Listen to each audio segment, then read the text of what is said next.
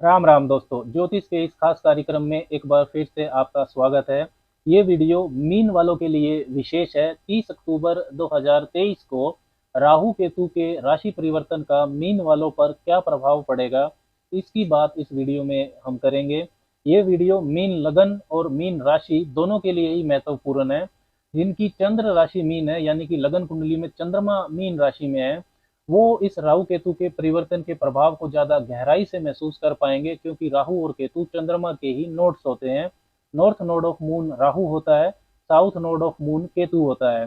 बृहस्पति, शनि, राहु, केतु, ये चारों ग्रह जो कि लंबी अवधि तक एक ही राशि में रहते हैं, तो इनका राशि परिवर्तन लोगों के जीवन को ज्यादा गहराई से प्रभावित करता है। 30 अक्टूबर 2023 को राहु वक्री चलते हुए मेष राशि से मीन में प्रवेश कर जाएंगे और केतु तुला राशि से कन्या राशि में प्रवेश कर जाएंगे। 18 महीने तक राहु केतु इन्हीं राशियों में रहेंगे।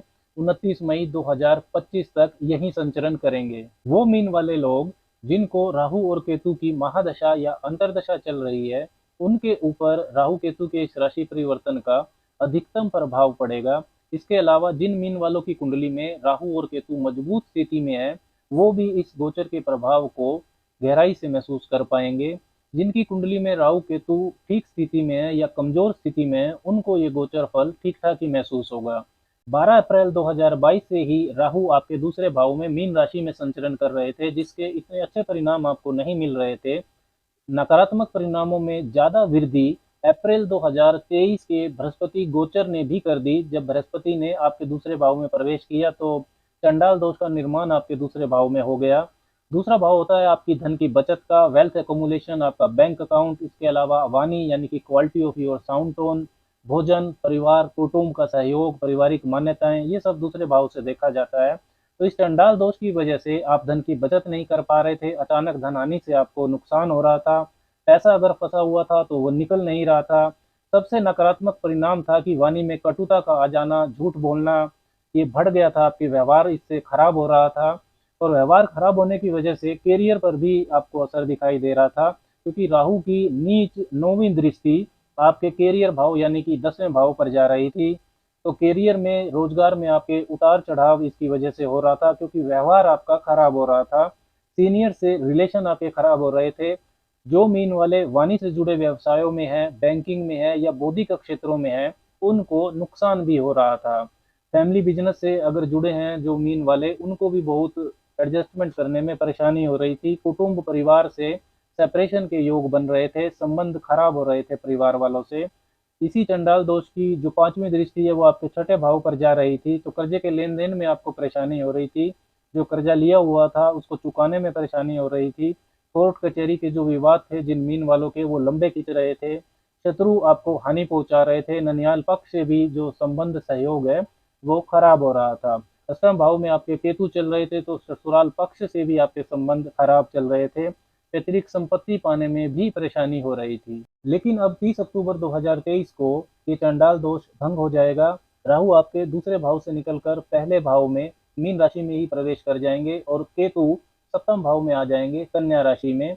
गुरु की स्थिति इससे मजबूत हो जाएगी। राहु केतु के गोचर परिवर्तन से बृहस्पति को चंडाल दोष से मुक्ति मिल जाएगी। देखिए, बृहस्पति आपके सिर्फ राशि स्वामी ही नहीं है, वो आपके दसम भाव कैरियर के भी स्वामी है, तो इससे मीन राशि वालों को बहुत लाभ होगा। दूसरे भाव में बृहस्पति की मजबूत स्थिति धन की बचत, वेल्थ एकोमुलेशन को आसान बनाएगी। समृद्धि और प्रोस्पेरिटी के जो कारक हैं बृहस्पति, इनका दूसरे भाव में गोचर धन के मामलों के लिए शुभता लाएगा।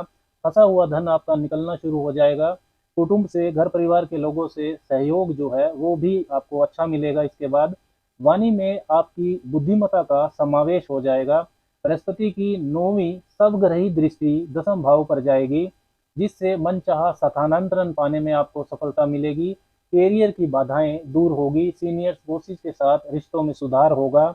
वाणी से जुड़े व्यवसायों में, बैंकिंग में, फैमिली बिजनेस में, कंसल्टेंसी, ट्रेनिंग, इन सब क्षेत्रों में जो मीन वाले काम कर रहे हैं, उनको इसका विशेष लाभ मिलेगा। सीनियर्स के साथ आपके जो संबंध हैं वो चीज के साथ, उनमें भी मधुरता आएगी। वाणी की मधुरता जो व्यापारी लोग हैं उनको व्यवसाय विस्तार करने में, नया कॉन्ट्रैक्ट साइन करने में मदद देगा। पद प्रतिष्ठा प्रमोशन पाने के भी योग बृहस्पति ये बना देंगे। नई नौकरी की तलाश कर रहे मीन वालों को नया काम भी मिल जाएगा। बृहस्पति की पांचवी शुभ दृष्टि छठे भाव पर जाएगी तो अपनी बुद्धिमत्ता से वाद विवाद को भी आप निपटा देंगे। कर्ज लिया हुआ है तो उसको उतारने में आसानी होगी। नया कर्ज लेना चाहते हैं तो वो भी मिल जाएगा। कोई पुरानी स्वास्थ्य समस्या है तो उसमें भी आपको आराम मिलेगा, दवाइयाँ आपको लगनी शुरू हो जाएंगी।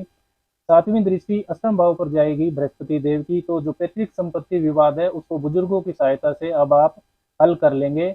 ससुराल पक्ष से भी रिश्ते आपके मधुर होंगे। अचानक से धन लाभ के योग बृहस्पति बना देंगे। 30 अक्टूबर 2023 के बाद बृहस्पति की विशेष शुभता मीन वाले पाएंगे। 30 अक्टूबर को राहु आपके पहले भाव में गोचर करेंगे मीन राशि में, तो बहुत महत्वाकांक्षी बनाएगा ये परिवर्तन। कल्पना शक्ति आपकी बढ़ जाएगी, व्यक्तित्व में बदलाव होगा। इन 18 महीनों में ज्यादा स्वार्थीपना आप अपने स्वभाव में महसूस करेंगे। स्वास्थ्य भी आपका प्रभावित होगा। धन पाने व प्रसिद्धि पाने के पीछे भागना ये सब ज्यादा रहेगा, सब पर डोमिनेट करना चाहेंगे आप। स्वास्थ्य के प्रति जागरूक रखेगा राहु। ये सब आप कर भी पाएंगे क्योंकि राहु का जो राशि स्वामी है बृहस्पति वो दूसरे भाव में मजबूत स्थिति में है 1 मई 2024 तक। लेकिन 1 मई 2024 के बाद राहु का ये प्रभाव आपको परेशान भी कर सकता है। स्वभाव में नेगेटिविटी बढ़ जाएगी, नेगेटिव थॉट प्रोसेस ज़्यादा होगा क्योंकि तब बृहस्पति तीसरे भाव में चले जाएंगे वृष राशि में। तो बृहस्पति का तीसरे भाव में वृष राशि में गोचर इतना शुभ नहीं माना जाता है। स्वार्थी स्वभाव रिश्ते खराब कर सकता है। मूड स्विंग्स ज़्यादा रहेगा, घमंडी जो पना होता है वो एक स्वभाव में आपके आ जाएगा। चीज़ों में नकारात्मकता ज़्यादा देखेंगे आप। कंसंट्रेशन में कमी रहेगी, वास्तविकता से दूर रखेगा राहु। शक्की स्वभाव की वजह से आपको काफी परेशानी होगी। राहु की पांचवी दृष्टि पंचम भाव पर जाती है, तो पंचम भाव होता है आपके पैशन का, शिक्षा का, संतान का, स्पेकुलेटिव बिजनेसेस, निवेश, बुद्धि, आपके प्रेम संबंध, ये सब पंचम भाव से देखे जाते हैं। राहु की ये दृष्टि शत्रु दृष्टि होगी क्योंकि चंद्रमा आपके पंचम भाव के स्वामी बनते हैं। तो जुए, सट्टे, शेयर बाजार की आदत आपको ये राहु डलवा सकता है। अचानक धन हानि भी ये करवा सकता है। संतान के साथ संबंधों में दूरियां बन सकती है। संतान के कार्यों में रुकावट आ सकती है। कंसंट्रेशन में कमी होना, संतान की शिक्षा विवाह में रुकावट होना। लेकिन यदि संतान विदेश जाना चाहती है, विदेश में शिक्षा प्राप्त करना चाहती है, तो राहु वहां पर सपोर्ट करेगा, उसके लिए ये प्रभाव शुभ रहेगा। अपने पैशन को फॉलो करना, अपने आप को प्रभावशाली ढंग से एक्सप्रेस करना, रिप्रेजेंट करना, इसमें वृद्धि होगी। Acting, cinema, stage performance, politics के मामलों में राहु की दृष्टि आपको लाभ दे सकती है। प्रेम संबंधों में गलतफहमी को बढ़ाएगा। एक से ज्यादा प्रेम संबंधों का होना, अपनी उम्र से बड़ों के साथ प्रेम संबंध होना, ये सब होना संभव है। छात्रों का ध्यान शिक्षा से भटकाएगा, रिलेशंस में, गैजेट्स में। लेकिन कंपटीशन एग्जाम को आप क्रैक कर सकते हैं अचानक से, क्योंकि बृहस्पति की शुभ दृष्टि छठे भाव पर जा रही है जो कि कंपटीशन का होता है। राहु की नौवीं दृष्टि आपके नवम भाव पर जाएगी तो उच्च शिक्षा में रुकावट आ सकती है। पिता व गुरु से वैचारिक मतभेद हो सकते हैं।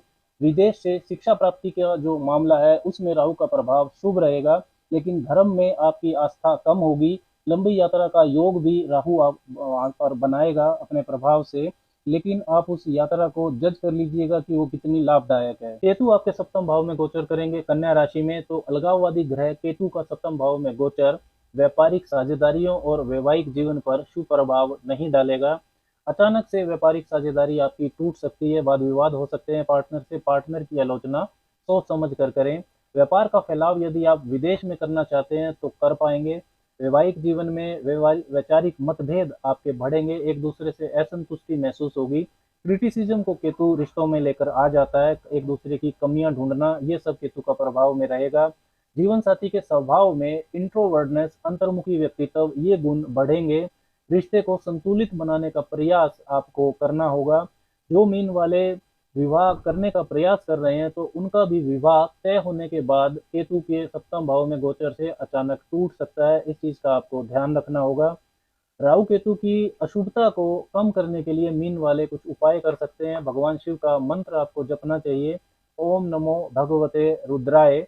इसके अलावा शुक्रवार को सफेद मिठाई का दान करना भी आपके लिए शुभ रहेगा। राम राम।